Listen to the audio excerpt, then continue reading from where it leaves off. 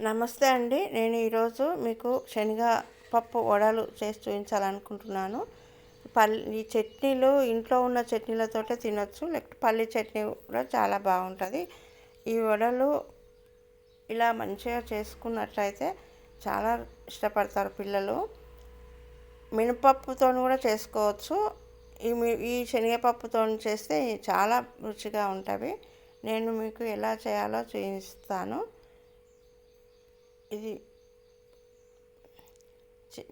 పిల్లలు బయట తినకుండా ఉండడానికి ఇలా చేసి పెడితే చాలా రుచిగా ఉంటాయి. ముందుగా శనగపప్పును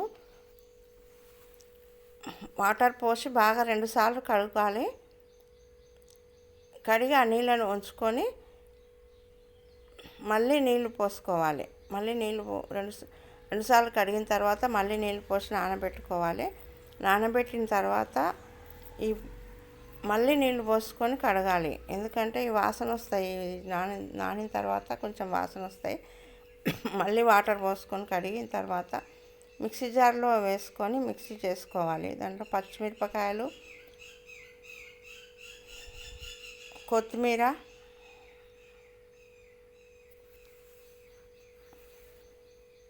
పుదీనా ఈ 3 కలిపి మిక్సీ చేసుకోవాలి. మెత్తగా కాకుండా కొంచెం బరకగా చేసుకోవాలి. బరకగా చేసుకుంటే తినేటప్పుడు బాగుంటాయి. ఒక బౌల్లో తీసుకోవాలి. మిక్సీ చేసుకున్న తర్వాత ఒక బౌల్లో తీసుకొని తగినంత సాల్ట్, 1 స్పూనున్నర సాల్ట్, సరిపడినంత, ఒక అర స్పూన్ పసుపు,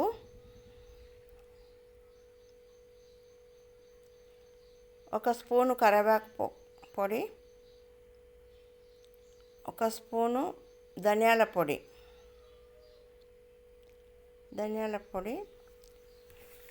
ఇవన్నీ వేస్తేనే చాలా రుచిగా ఉంటాయి. అల్లం వెల్లిపాయ పేస్టు,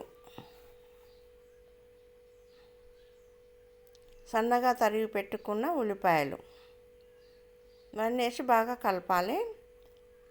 బాగా అన్నీ కలిసే వరకు బాగా కలుపుకొని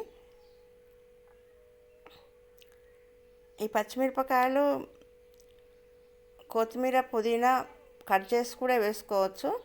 కానీ పిల్లలు తినరు కాబట్టి అవి తీసి పడేస్తారు కాబట్టి నేను ఇలా మిక్సీలో వేస్తాను.